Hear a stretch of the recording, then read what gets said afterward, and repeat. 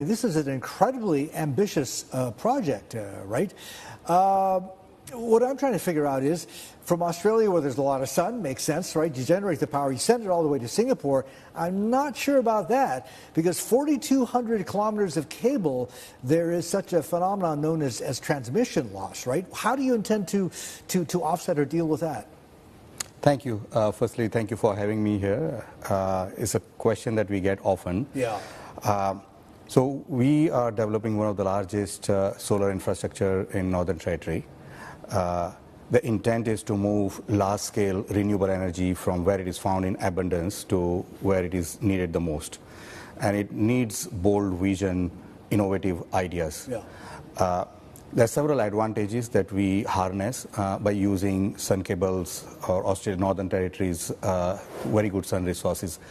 The sun resources are among the top 5% globally. So that gives us a huge advantage in terms of what energy we can produce within the same parameters. We are also using what we call 24/7 supply, which then allows us to kind of move energy for 24/7.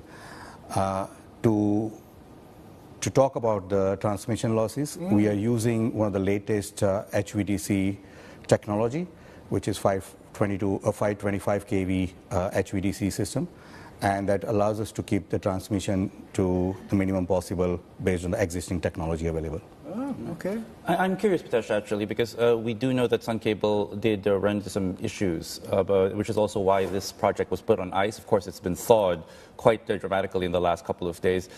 Where are we now with the build-out for the facilities in Australia, actually? Because to transmit this, we'll need some of those solar panels, the battery system in Australia. Where are we right now, and when can we get to that point where you can actually start exporting it to Singapore and other markets, perhaps? Yeah.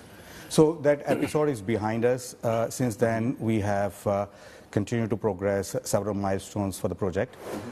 So far, we have invested US $170 million. That has allowed us to secure more recently the environmental approval, which is one of the largest approval that has ever been granted by Northern Territory in Australia and also the federal government of Australia. We've also completed substantial work around subsea survey.